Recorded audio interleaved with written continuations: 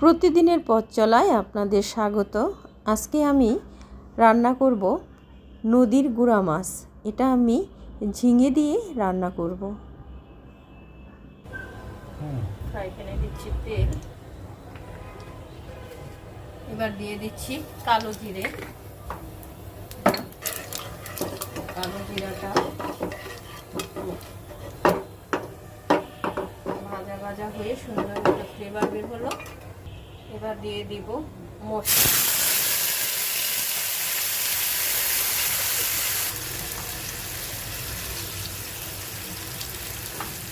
দিয়ে দিচ্ছি হলুদ, দিচ্ছি লবণ, এবার দিচ্ছি একটু জিরের গুঁড়ো। এবার এটারে একটু নাড়াচাড়া করব, ভালোভাবে নাড়াচাড়া করে মিশিয়ে নিব। মশলাটা ভাজা ভাজা হয়ে যখন উপরে একটু তেল তেল চলে আসছে তখন দিয়ে দিলাম ঝিঙে।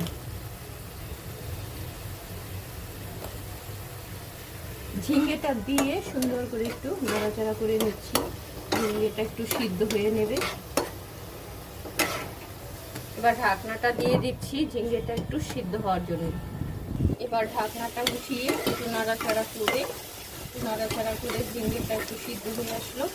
এবার আমি দিয়ে দিব মাছগুলো। যেহেতু মাছটা খুব পাতলা, খুব নরম মাছ নদী, তার জন্যে আমি ঝিঙেটা একটু আগে থেকেই সিদ্ধ করে নিয়েছি। এবার মাছটা দিয়ে নাড়াচাড়া করে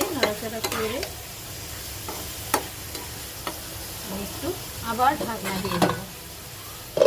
দিয়ে দিলাম। ঢাকনাটা খুললাম, খুলে আবার একটু নাড়াচাড়া করলাম। খুব আস্তেভাবে নাড়াচাড়া করতে হবে, যেহেতু মাছটা খুব নরম। আলতোভাবে নাড়াচাড়া করে তারপর আমি একটু জল দিয়ে দিলাম।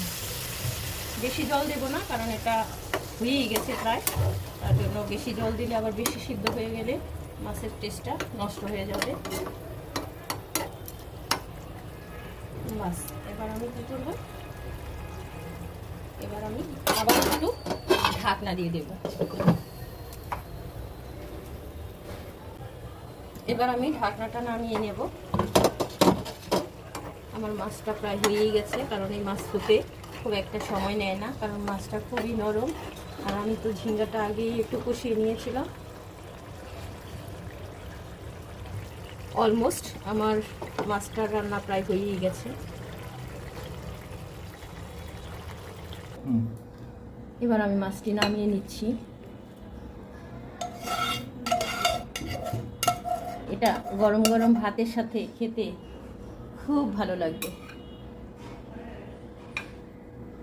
নদীর মাছের আসলে টেস্টই আলাদা।